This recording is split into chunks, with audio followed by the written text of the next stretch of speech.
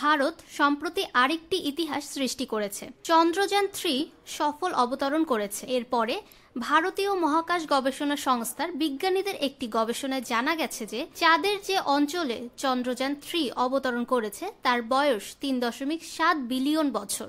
ইসরো এর physical research laboratory আহমেদাবাদের বিজ্ঞানীদের একটি দল চন্দ্রযান-3 ল্যান্ডিং সাইট আবিষ্কার করেছে, যা এখন শিবশক্তি পয়েন্ট নামে পরিচিত।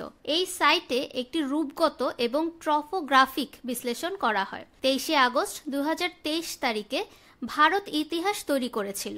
ভারত পৃথিবীর প্রথম দেশ যারা চাঁদের দক্ষিণ মেরুতে নরম অবতরণ করেছে। চন্দ্রযান-3 এর বিক্রম ল্যান্ডারের ভিতরে প্রজ্ঞান রোভার দ্বারা অর্জিত ডেটার সাহায্যে ভারতীয় বিজ্ঞানীরা চাঁদের বিবর্তনের নতুন ব্যাখ্যা উন্মোচন করেছেন। পিআরএল বিজ্ঞানীরা শিবশক্তির কাছে চন্দ্রপৃষ্ঠ থেকে ক্রেটার এবং শিলা অবতরণের ডেটা সংগ্রহের জন্য lunar reconnaissance orbital wide camera এবং টেন ক্যামেরার মতো ইমেজিং প্রযুক্তি স্থাপন করেছেন। এরপরেও একই ধরনের গবেষণা চলছে। ইসরো বিজ্ঞানীদের মতে মাইক্রো উল্কাপাতের বোমা বর্ষণ এবং তাপীয় ওঠানামার কারণে চাঁদের পৃষ্ঠ পরিবর্তন হতে থাকে। লক্ষ লক্ষ বছর ধরে এই শিলাগুলি ভেঙে গেছে এবং রেগলিতে পরিণত হয়েছে।